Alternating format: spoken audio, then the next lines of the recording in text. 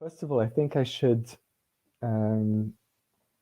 acknowledge or thank Yesod, which is an organization that supports Jewish education in Europe.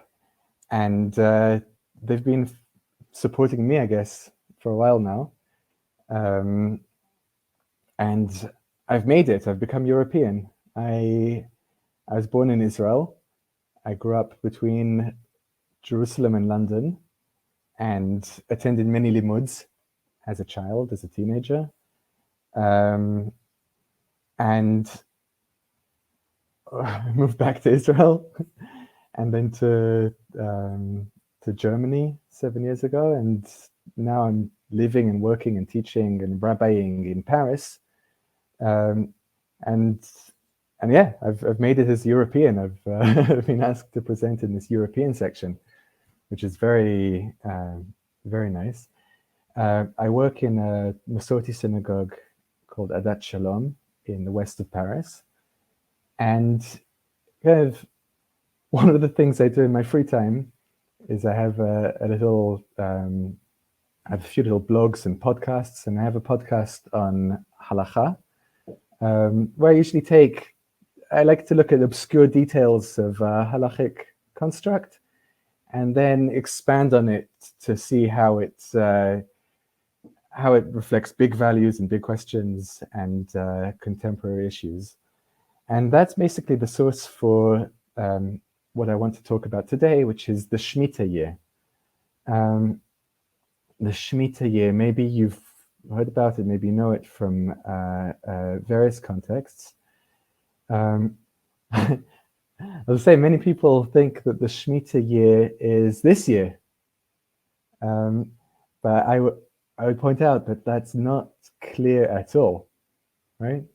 If you try to put together all the different sources we have for when various Shemittah years happened in history, and then try and do the maths, you don't necessarily get to this year. And I can share some of that information with you if you want later. But lots of the conversation about the Shemittah year focuses on agricultural restrictions in the land of Israel, right? That's how it's talked about often, because that's the way it's presented the first time it comes up in the Torah. It talks about every 7 years the land lies at rest. Okay, and you don't plant anything, you don't till the land. It's a Shabbat for the land. And that's the way it's presented in Exodus and Leviticus. But there's another presentation of Shemitah in the book of Deuteronomy, and that gives a different aspect, which seems to be, especially for Jews living outside the land of Israel, even more relevant or even more exciting. And let me share the texts I want to be working with. Okay, let's look at the presentation in the Torah itself. What's the Shemitah? Okay. The Shemitah, by the way, the word Shemitah means to drop, right? Yeah, to let go of something. Okay, so we have an instruction in the Torah: Miketz sheva shanim ta'aseh Shemitah. Every seventh year, here there's a liberal translation, you shall practice a remission of debts. Okay?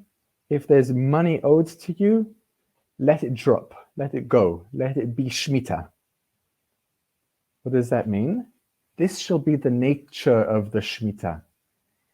Every creditor shall remit the due that he claims from his fellow. He shall not claim it from his fellow or kinsman, for the remission proclaimed is of the Lord. Okay? Let me ask you. Okay, you can write in the chat. I know how to look at it now. What's the commandment here? What's the commandment commanded by the Torah? Every 7 years, do what? I want you to look at the different answers given here, and look at Brenda's answer compared to the others, right? What's the difference here? The verses in the Torah, right? The verses in the Torah give actually two different commandments. One is a positive commandment to write off your loans, forgive debts, whatever language you want to use. And there's a second prohibition not to claim money. Okay, that's already interesting. There's, in the list of 613 commandments, however you calculate that, this counts as two of the 613 commandments. One is to forgive loans, and one is not to claim them in the 7th year. Okay, that's interesting. I won't go into when the Shemittah yet. Write to me if you want to know lots of different opinions. Okay, I want to spend most of the next half hour looking at the rules of Shemittah, of this aspect of Shemittah, of the money Shemittah, the debt Shemittah, as presented by Maimonides. Okay, just because Maimonides is amazing and he presents things in the most organized fashion out of the different options we have. Okay, so here he writes at the beginning, Mitzvah Taset, a biblical positive commandment to cancel a cash debt in the sabbatical year. As it is written, every creditor, that's the verse we read, shall remit the due he claims from his neighbor. If one claims a debt which has remained over the sabbatical year, they break a prohibitive command. This is the second one. As it is written, he shall not exact it of his neighbor, his brother. We have two commandments here. Okay, and that's interesting, just because thinking how modern Jews should apply this, I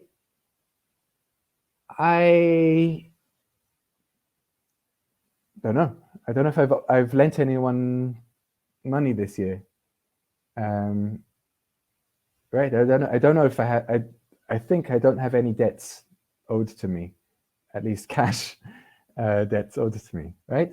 So according to the Torah, I haven't broken the prohibition or I won't have broken the prohibition by claiming any of these back, right? But it seems that there's a positive commandment to cancel debts.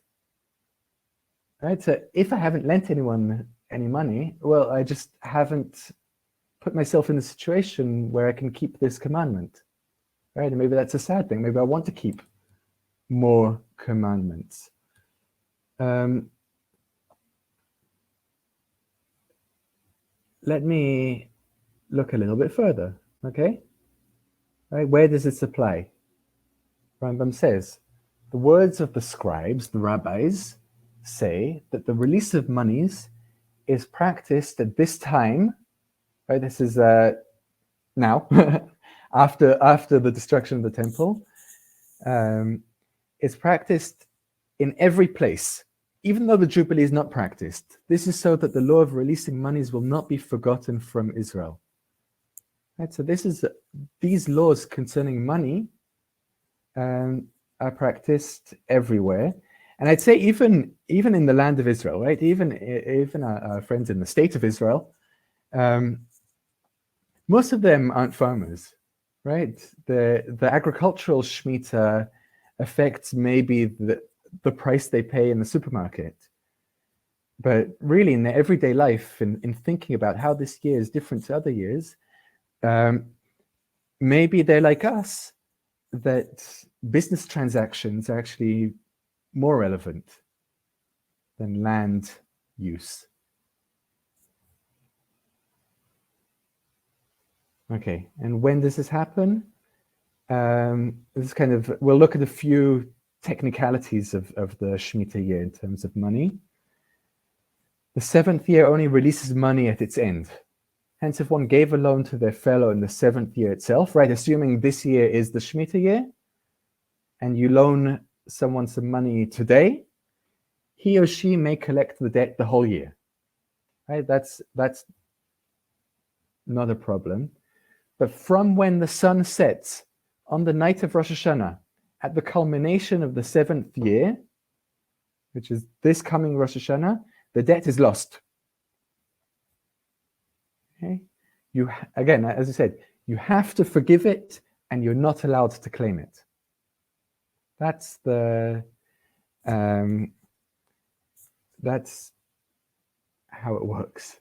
I'm going to look a second at questions. Okay. Does it matter if it's the right year, or is it more important that it happens every 7 years? It's a good question. There are sources that seem to say that the Shemitah is essential, right? The land counts its own Shemitah years, right? There's a mitzvah to count them. That's another 613 mitzvot. It's like the counting of the Omer. There's the counting of the years of the Shemitah. That only happens by the Beit Din. But it seems that it's essential too. It's right. It's like the day of Shabbat, right? Is it still Shabbat if everyone changes their calendar to I don't know, to decimal calendar?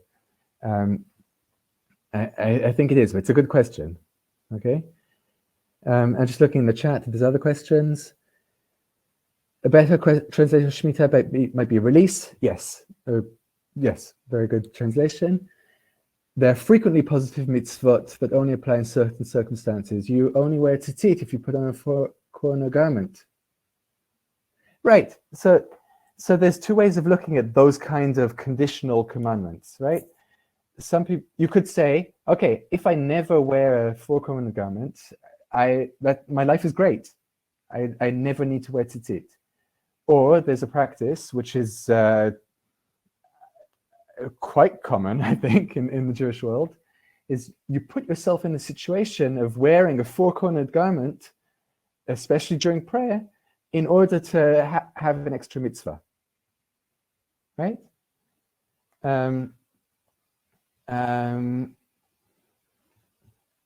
It's a bit, again, bringing the parallel to Shabbat, right?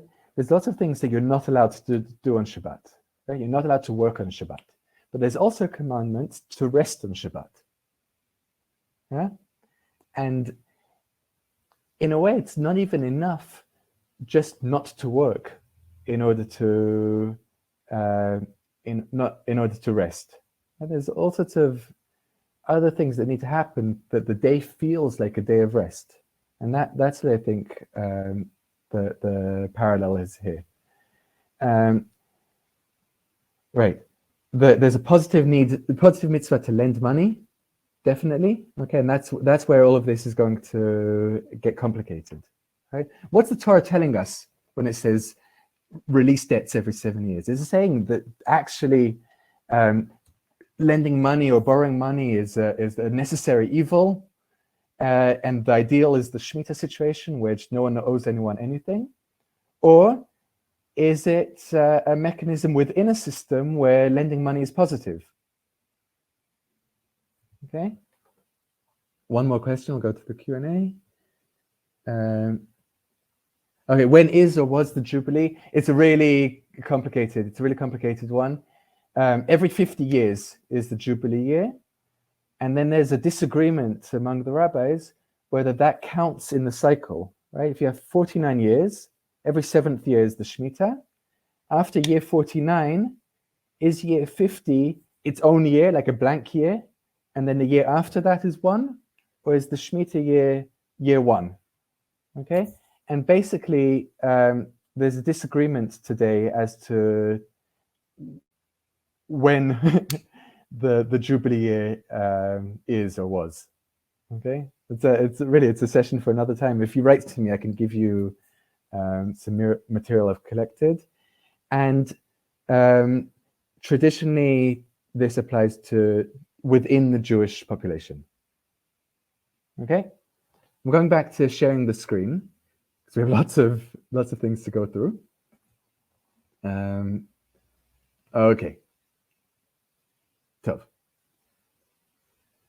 Okay, so here just I'm pausing from Maimonides to look at a little historical situation recorded in the Tour by Rabbi Yaakov ben Asher.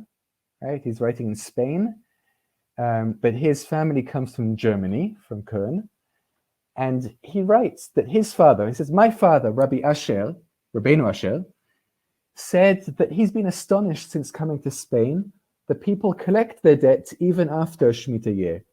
And he has been crowing and screaming at them, and nobody pays him any attention, since they say that this is their practice and it cannot be changed. So here we have a situation, medieval situation, where a rabbi says, what can I do? No one keeps this Shemitah stuff. They should, but they just don't. And I think the most amazing thing here is he finds a way to say that they're doing the right thing. Okay, it's a sign of a really great rabbi. Is if after he sees that he can't change anything, he makes sure that it's kosher. So he finds a way to allow it. And let's look at some of these exceptions. Okay, exceptional cases where it's allowed to keep a debt over the Shemitah year. Okay, and here's one famous one. If one delivered his bonds to the court and said to them, you, the court, will collect this debt from me, it is not cancelled. As it is written in the Torah, you must remit whatever is due to you from your brother. Okay? You must remit from whatever is due to you. But in this case, it's not you, it's the court that exacts payment. So court's Beit Din is not included in the Shemitah prohibitions. So the Beit Din could do what they want. So the Beit Din can exact payment and give it to the person who originally lent the money. And that's, you might think, this is a loophole, but this opens up a lot, a big system over history. And here we have the story of Hillel Hazaken, Hillel the elder, and this is a kind of a classic story of adaptive halacha, right? When Hillel the elder saw that the people refrained from giving loans to one another and transgressed what is written in the Torah, beware lest you harbor the base thought. Okay, what's that verse? That's what someone was referencing just before. Stephen was saying before that people should be lending money, right? So when Hillel saw that people were not lending money, people stopped giving loans to each other because they knew they'd have to call it off after 7 years. He ordained a prosbul. We'll talk about what that is in a second. He ordained a contract called a prosbul, whereby a loan is secured and not cancelled, so that the people might extend loans mutually. Okay? Right, so the people would lend money to each other. Okay, and the only way to do that is basically to find a loophole that goes around this whole Torah prohibition. Okay, and the way to do that is to give the money to a Beit Din. Right, the prosbul is basically a contract that looks like this.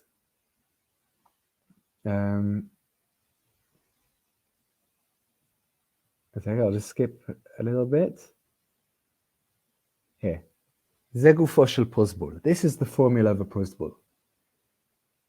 I inform you, judges so and so in such and such locality, that I will collect any debt due to me whenever I please. And the judges or witnesses sign. Okay? That's how it works. It's a very short document. I'm playing with the idea, by the way, of making a prosbul in my community in French, and yeah, just bringing this consciousness back to people. I feel a little bit like the Rabbeinu Asher. Right? No one's heard of this stuff in my community. Maybe people are lending money to each other. Maybe let's find a way to actually get this Shemitah consciousness in our minds. Okay. Now, am I allowed to do that as the freshest rabbi in town, the least important sage in Paris? So we have a bit of a disagreement here, right? Rambam, Maimonides, writes, only the greatest sages, like the court of Rabbi Ami and Rabbi Asi, may write a prosbul, for they are worthy of extracting the money of people, but other courts may not write it. Okay? Only, I don't know. The greatest, I don't know what the greatest Beit Din in the world is at the moment, right? But the greatest Beit Din, they can write a prosbul. But Josh Wiener in Paris and his Beit Din can't, right? And that opinion is the Rambam's, and it's quoted later on by the Shulchan Aruch in a slightly watered down version. But the Ramah, Rabbi Moshe Isserlis, writing in Krakow for the Polish and Ashkenazi community, he says no.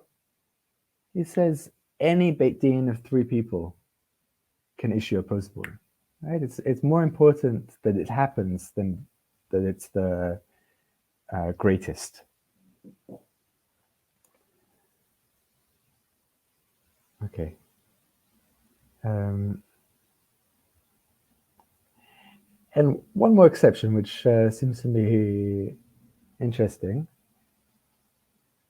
Talmidei Chachamim, the case of Torah scholars who lend to one another and entrust their words to the students, to each other. And if they say to each other, I entrust to you that I will collect any debt due to me anytime I please, that person does not need to write a prosbul, for they know that the release of monies at this time is only a rabbinic, so it can be overridden with words alone, right? It's actually, there's a secret here. The secret is that the Shemitah is fake at the moment. The Shemitah is only a memory of the real Shemitah that existed at the time when the Jubilee year was counted. So we have to tell everyone that the Shemitah is a real thing. The Shemitah is really important, but scholars know that you can make a condition when giving your loans, and you can say, I know that it's not so important, and you know it too, so give me back my money. Okay. Let me do another. Let me do another chat review. The Masoti Beit Din is the greatest Beit Din, of course. Yeah. I have a problem with the Masoti Beit Din in Europe, is that I can't sit on it while the head of the Beit Din is also there, right? Because family members can't sit on the Beit Din, so there's a problem there.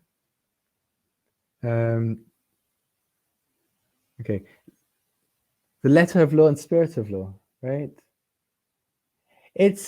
We'll look at it a bit more. I want to go exactly in that direction, right? Of what's going on here. What's the message here? What's the spirit of the law? And I'm wondering, I'm leaving it as an open question, whether this confusion about the Shemitah is within the spirit of the law, right? If all sorts of things which contradict each other, saying that you should loan money even though you shouldn't, even though you should, right? I wonder if that's part of it, Okay, there's lots of questions about Jews and non-Jews, right? I guess that's also a question of spirit of the law thing, right? On a technical level, it's within Jews. On a wider level, you would think this is about the relationship I have to money in general, and possession, and the possessions I have and possessions owed to me, and what it means to owe anything to anyone, right?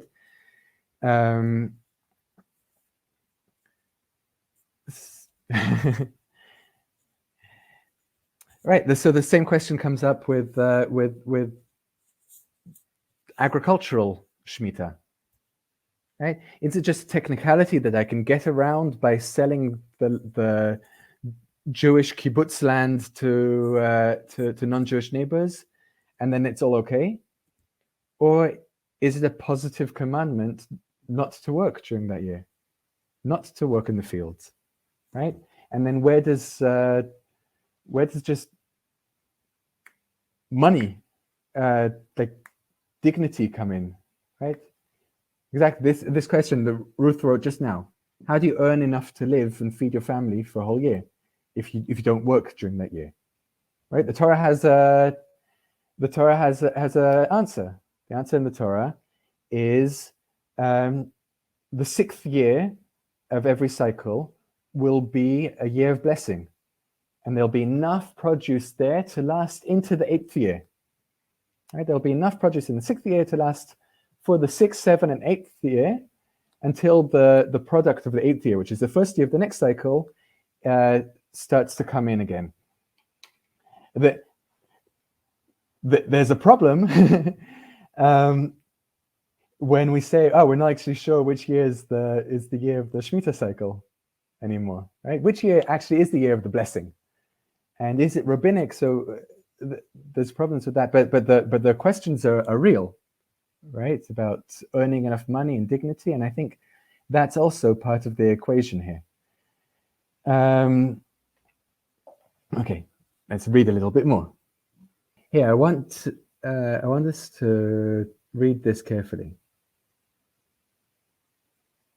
Okay, we said loans should be cancelled unless there's a principle, but regarding anyone who returns a loan over which the 7th year has passed, the spirit of the sages is pleased with him. Yeah, I'll read that in Hebrew. Ruach chachamim nocha himenu. The spirit of the sage, what is that? Okay, there's a spirit of the sages which is going against the law already. Okay, you don't have to return the loan after the 7th year, and if you do, the spirit of the sages is happy. However, the creditor must say to the borrower, "I release the debt. You have already been exempted from me." Okay, what's happening there? What's that sentence?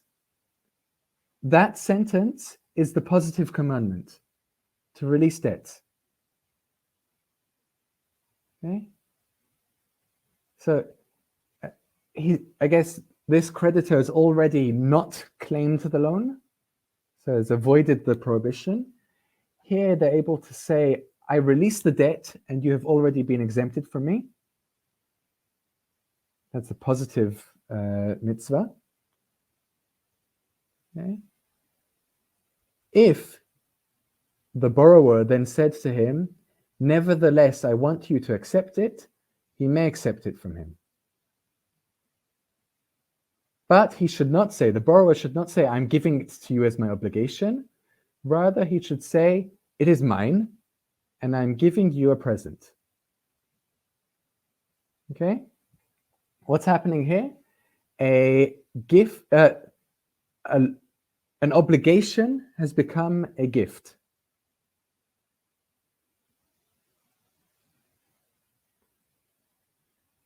And Rambam kind of takes it a little bit further. if you return the money, right? So you have someone who maybe doesn't know about the Shemitah. You just gave the money back. If you return the money but did not say this to him, you didn't say it's a gift, the creditor should circle around it with words until the borrower says, "It is mine and I have given to you as a gift."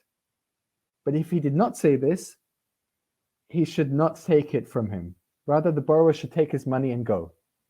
Right? Do you understand what's going on here? Rambam is saying,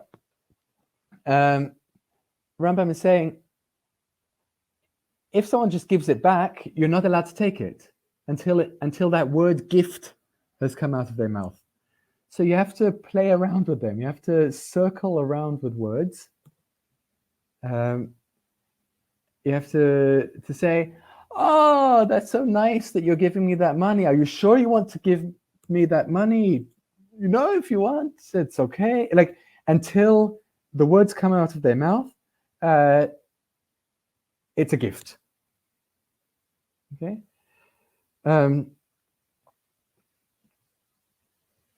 Rambam finishes this chapter, like he does with many chapters in his halachic works, with a kind of a going home thought. He says, one who prevents himself from lending to his fellow before the sabbatical year, lest the debt that would be coming to him is delayed and it be released, has transgressed a negative commandment, as it is stated, "Beware." I should have brought that verse completely. Maybe I can. What happens if I do that? Okay, here. All right, this is what the Torah says. Beware lest you harbor the base thought. Beware you become stingy and think, the seventh year, the year of Shemitah, is approaching, so that you are mean to your needy kinsman and give him nothing. He will cry out to the Lord against you and you will incur guilt. Right, that's what the Torah says. You're not allowed not to want to lend money. Right? Even there's an emotional thing here. You're not allowed to be mean when someone asks. Right? It can be in the form of a loan, which you hope to get back. But the Torah, especially the book of Dvarim, especially Deuteronomy, is very, very concerned about what kind of people we are. And it's not just a technicality. Don't be mean. Okay? And it is a big sin. For behold, the Torah prohibited with 2 commandments.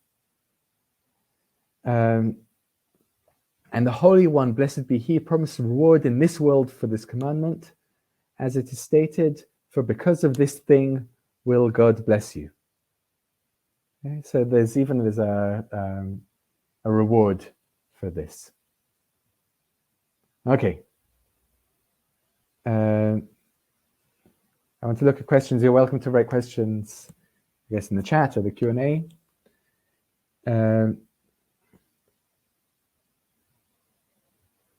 Okay, so there's some Shemitah issues of land, and exactly what Rabbi Cardozo says. Leave some of the produce. We'll look at a money example of that in a minute. Okay. All right.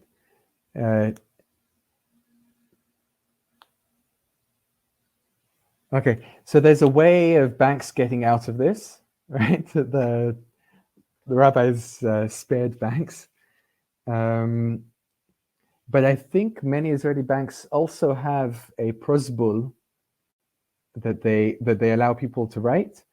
I haven't looked into this so much, right? Like, generally doesn't apply to banks, but I have seen banks in Israel that have prosbul. Maybe they're just doing it kind of to be extra frum or to attract certain clients. But in general, they wouldn't need it. It's an individual thing. Okay.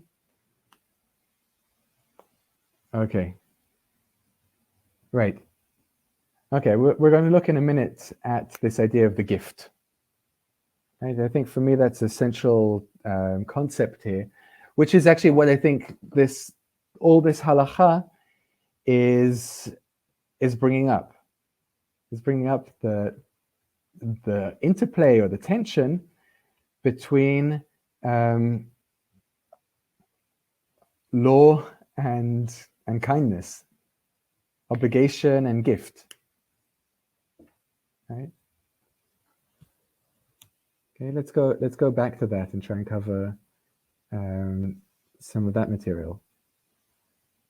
Okay, I did a little summary here. Okay, Torah says, "Do not claim back money." Right? We can also add, the Torah says, "Lend money," and the Torah says, "Do not claim back money." Okay. Then the rabbis come along. Then Hillel the elder says, "You can claim back money." And then the spirit of the sages says, it's nice to give back the money as a gift and only accept it if it is a gift. Okay? And the Rambam comes and he quotes the Torah and he kind of hammers home the message, don't refrain from lending money. Okay? And altogether, let's put all this together and say this is Judaism, right? When people ask, what does Judaism say about something? Yeah? So what does Judaism say about lending money?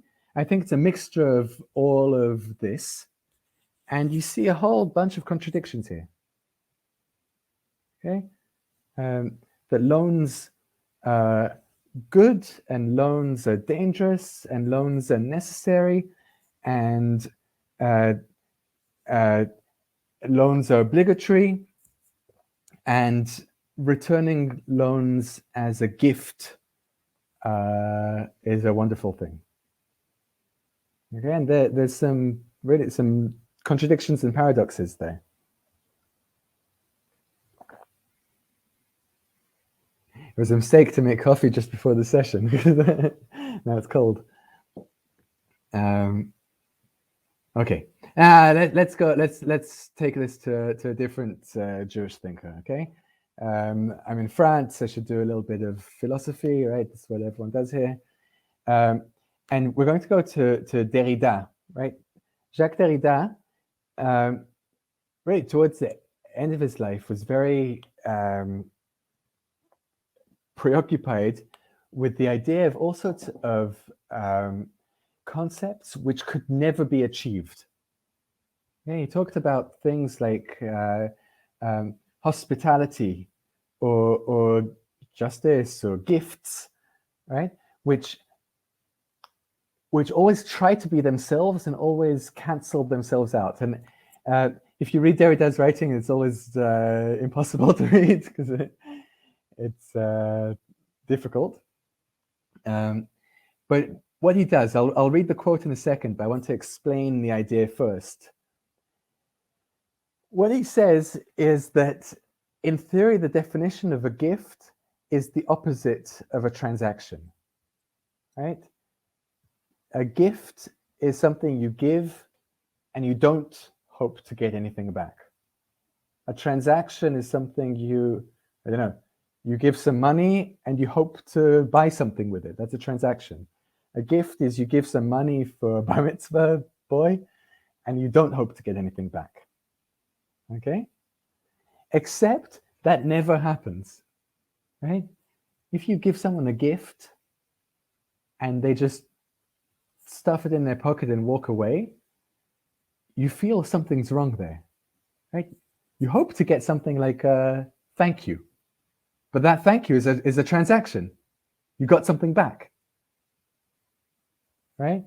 And Derrida says that paradox is at the heart of what a gift is.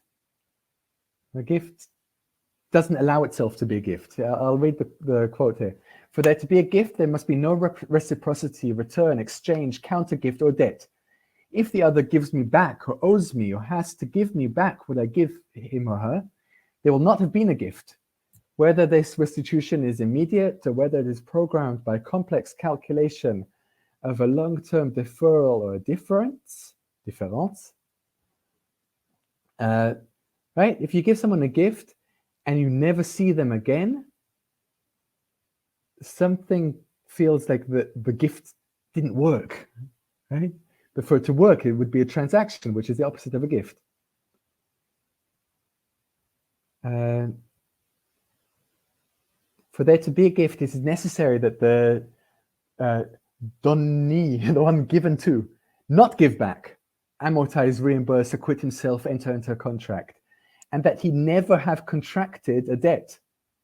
The donee owes it to himself, even not to give back. He ought not owe, and the donor, the one giving, ought to not count on restitution. It is thus necessary at the limit that he not recognize the gift as gift. If he recognizes it as gift, if the gift appears to him as such, if the present is present to him as present, this simple recognition suffices to annul the gift. Maybe you understand why so many people don't like reading Derrida, right? What's he saying? He's saying a debt and a gift are not the same thing, and a gift can never be a debt, right? And as such, the gift is, in real life, almost impossible. Almost impossible, right? And what I want to suggest here is that something of this complex system of confusing Shemittah laws allows us to experience what a gift really is, right? It allows us to turn transaction into gift, maybe in this sense, in a technical sense, but it allows us to rethink what we mean by transaction, what we need by transaction, what we mean by gifts, and it allows us to rethink our whole relationship to each other through things. I want to finish off with a practice that I found in the writings of the Ben Ish Chai, Rabbi Yosef Chaim of Baghdad, living at the end of the 19th century in Baghdad. Okay, and he says the following. He says there are certain pious people who, after writing the prosbul, lend a small amount of money to their friends, only 10 gurush or so, right? They lend a few pennies. And they make sure that the prosbul doesn't apply to that, since it was given afterwards. After Rosh Hashanah, when the friend comes to repay the loan, they announce, I annul the loan, and don't take the money back. Afterwards, the friend buys some food and rejoices with this free money, and the lender can rejoice at having really performed the mitzvah of canceling debts. With praise to the blessed God, I enacted such a mitzvah in our city of Baghdad. May God protect it. I printed prosbul forms and handed them out to many people who used them, and I also instructed them to do as I described above, to lend a small sum after filling out the prosbul in order to really perform the mitzvah. Happy are Israel, lovers of God's commandments, who fulfill them with joy. And I want to end with that idea of, right, we have this game of mitzvot. There's all these obligations and technicalities and Shulchan Aruch and Maimonides, and there's lots of obligations we have. But at the edge of the law, at the edge of the obligation, is a relationship which is one of kindness. And kindness is something which can't be commanded. Right?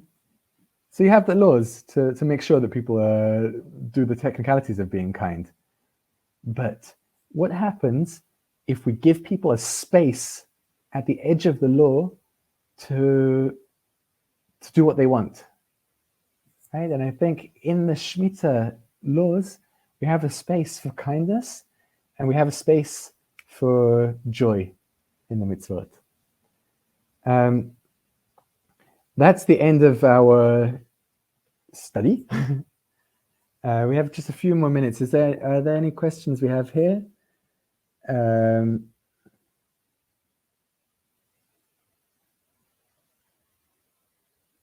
Okay, so we have a whole debate going on here about whether loans are good and power differentials, and that's wonderful, right?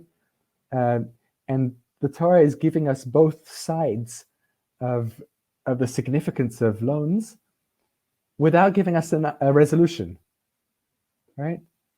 Loans are destructive and loans are critical. Loans create an imbalanced relationship, right? Like you said, slavery, and like Michi says, yeah, but society doesn't work without debt, without loans, right? I like that. More questions in the Q&A. Okay. So no one can give mortgage on a house. So if it's an individual and it's phrased as a loan, then yeah, it's cancelled during the 7th year, I think. Okay. But again, corporations aren't in that, and there's a kind of a language that doesn't fall within the Prosbul. I had an idea. I had a little bit of a conflict with my landlord back in Berlin last year, and I was thinking about whether I could tell him, he's Jewish, whether I could tell him that he can't hold back the money I gave him, the deposit I gave for the flat during the Shemittah year. But in the end, we resolved it in different ways, and I'm not sure that's actually true because I think deposits are different to loans. I think maybe I'll end there. I want to give in the chat. I just want to give, first of all, I'll give an email address for anyone who wants to write, and I want to just encourage people to keep learning all of these and not just stay in the details, right? Go into that rabbit hole of texts that lead to other texts and ask the big questions and come up with your own theories, because everyone's allowed to do that. And I'd love to discuss any of this more with you. And if anyone's in Paris, come visit.